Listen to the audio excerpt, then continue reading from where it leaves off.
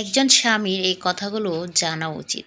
স্ত্রীকে ভালো রাখা মানে ভালো খাবার আর বাসস্থান নয়, তার আত্মার শান্তিটা খুবই জরুরি। সবাই বিলাসিতায় সুখী হয় না। একজন স্বামী মানে যার হাত ধরে তার স্ত্রী সব ছেড়ে আজীবন কাটিয়ে দিবে, যার ফলে তার সর্বগুণ থাকা প্রয়োজন। অথচ সমাজ স্ত্রীর পেছনে লেগে থাকে তাকে জাজ করতে। আপনি জানেন না আপনার স্ত্রীর ত্যাগের গল্প। আপনার চোখে সে সর্বসুখী, এরকম হলে সমস্যা আপনার চোখের সাথে অন্তরেরও। আপনি আসলেই তাকে উপলব্ধি করতে পারলেন না।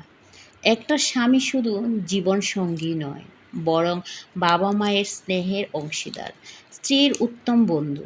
অথচ আপনার মধ্যে ইগো কাজ করে। স্ত্রীর উপদেশ যদি শুনতে শরীর জ্বলে, তাহলে বুঝে নিন শয়তান মন আপনাকে অহংকারে কাবু করে ফেলেছে। স্ত্রীর প্রতি যেমন স্বামীর কর্তব্য রয়েছে, তদ্রূপ স্বামীর প্রতিও স্ত্রীর হক রয়েছে। সংসার জীবনে কলহ আসবে, সেই কলহের জবান দিয়ে যেন এমন কিছু বের যেন না হয় যেটা সাংসারিক জীবনটাই বিষাদ করে দেয়। জীবন কেটে যাবে, কিন্তু জবানের কষ্টের গা কোনো মলমেই শুকাবে না। স্ত্রীর অনুভূতিগুলো তার হয়ে ভাবলে বুঝতেন তাকে। বিশ্বাস করুন, জগতের সব নারী ভালোবাসা, আদর, আহ্লাদের কাঙ্গাল। এইসব দিয়ে প্রতিটি নারীকেই সহজে কাবু করা যায়। আপনি একটু ভাবুন, স্ত্রীর পরিবার থেকে কেউ আপনার বিরুদ্ধে কিছু বললে আপনি মারাত্মক চটে যাবেন। হয়তো কোনোদিন শ্বশুরবাড়ি পা রাখবেন না, অথচ প্রতিনিয়ত আপনার স্ত্রীর সাথে এটাই হয়েছিল। যেখানে আপনিই পারেন না ফ্যামিলি ছাড়া কাউকে আপন করতে, সেখানে তার উপর কীভাবে চাপিয়ে দেন। মেয়ে বলে কি মানুষ না? আপনিও যে মায়ের সন্তান, সেও মায়ের সন্তান, বরং বাবার রাজকুমারীও। আচ্ছা, কোনো আইনে লেখা একটা মেয়েকে এসব সহ্য করতেই হবে? না, না রাষ্ট্রীয় আইন। স্ত্রীকে সম্মান দিতে শিখুন, না আল্লাহর কাছে ওই ব্যক্তিই উত্তম যে তার স্ত্রীর নিকট উত্তম। একজন স্বামীকে খুব বেশি সাপোর্টিভ হতে হয়।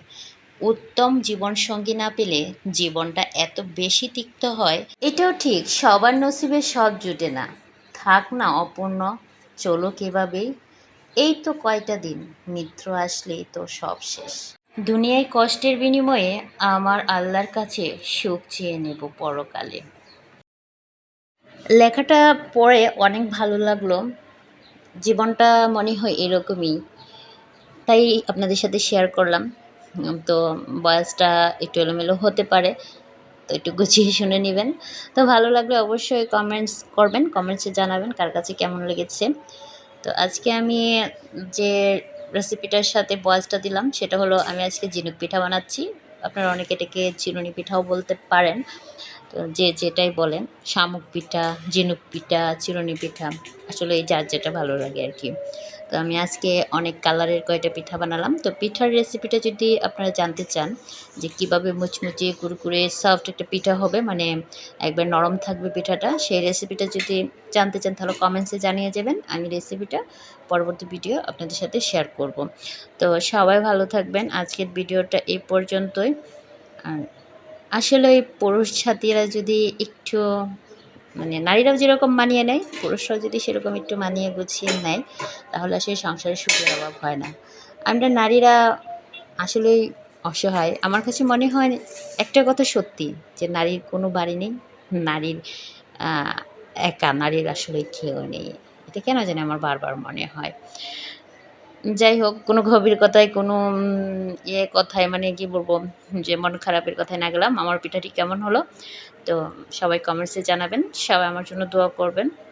সবাই ভালো থাকবেন। আল্লাহ হাফেজ।